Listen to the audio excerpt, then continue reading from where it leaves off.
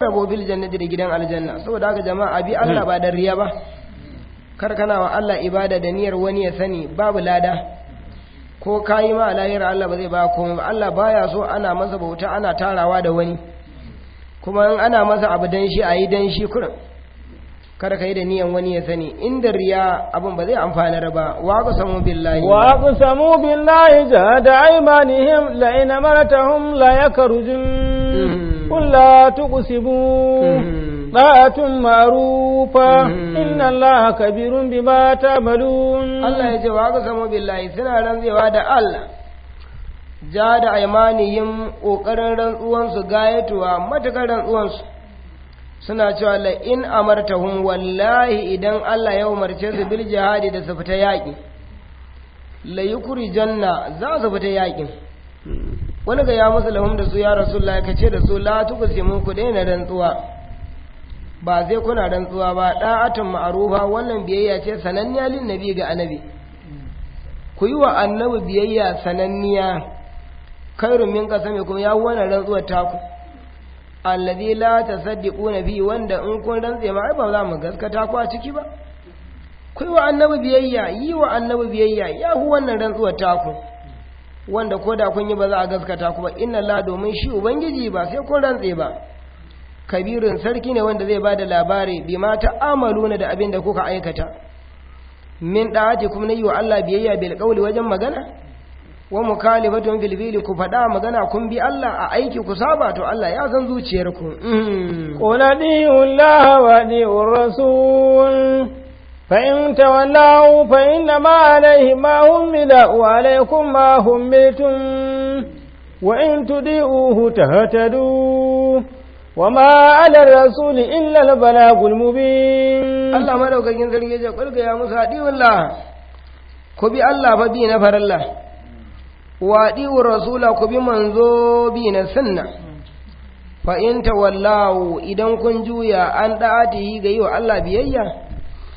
to bi hazbi da ta aini an shafe ɗayan ta biyu, kiɗa wallan wannan zance ana faɗa ne dan su. Fa inna ma alaihi ma humila, shi abin da annabi ya ɗauka yana tare da shi,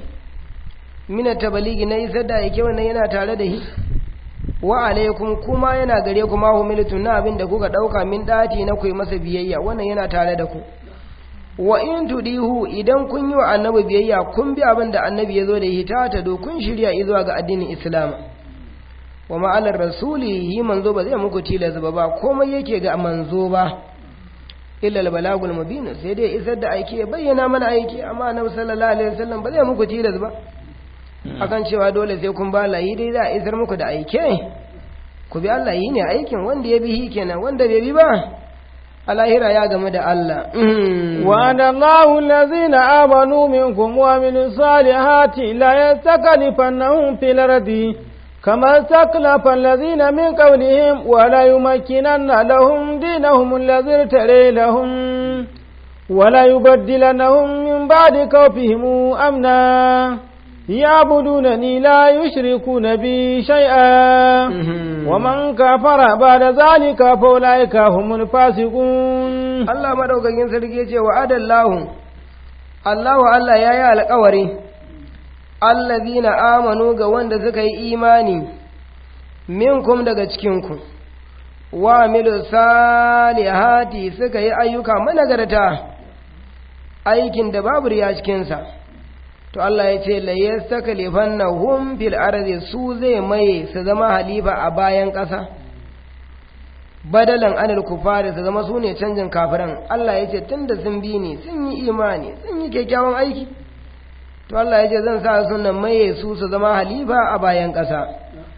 kamar sa halafa, kamar yadda muka sanya halihobi bil bina'i lil fa'il, gini ne ga fa'ili wal mafa'uli, allazina min qablihim, wanda suke can gabanin su, min bani isra'ila, na bani isra'ilawa, badalan wanda suka zama su ne canji an lijababira ga jababirawa. Wala yumakkinanna lahum dinahum, Allah ya ce zan tabbatar musu da wannan addini nasu, allazi irtara lahum, wanda suka yarda a gare su, huwal islamu, shine addinin musulunci. biyan yuzhiruhu ala jamil adiyani, Allah zai rinjaye da addinin musulunci ga dukkanin addinai. wa yusiya lahum zai yalwata musu fil biladi a gararraka fayamlikuwa gararraka da yawa za su zama sun mallaka ya zama suna karkashin musulmai wal yubaddilannahum Allah yace zan canja musu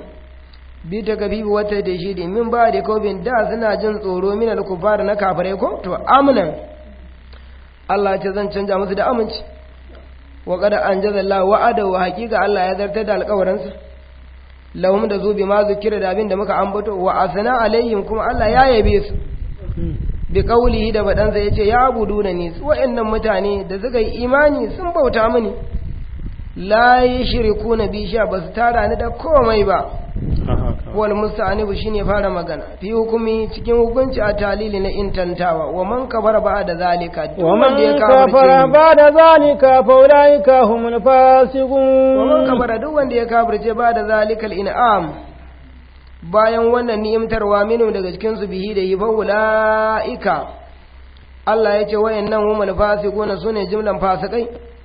wa wal man kafara bihi farkon wanda ya kafirce katalahu Usman sune wanda suka kai sayyidina Usman radiyallahu anhu fasaru suka kasance yaka tatiluna suna yaƙayya ba da an kano ikwanan bayan da sun zama ƴan uwa sune wanda suka kai sayyidina Usman tun daga nan kuma Allah ya balle bala'in a bayan ƙasa yana gida mutane ne 400 daga Misra mutane 400 daga Iraki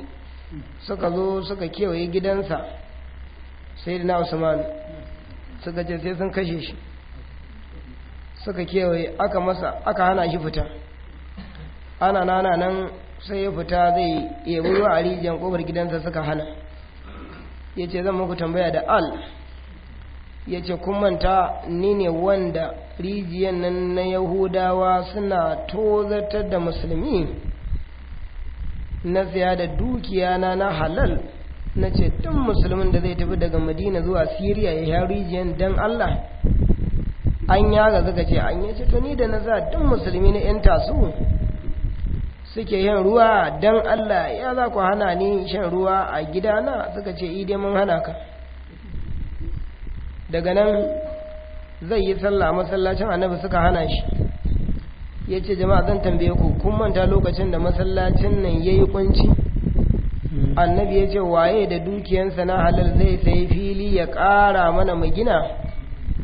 ya ce ni ne da dukiyana na halal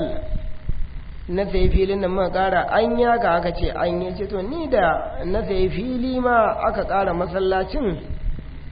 yanzu a yi kwa hana ni yin sallah ciki suka ce ba za mu bar ka bane ya ce to zan muku tambaya ya ce kun manta wata rana ya Rasulullah yana kwance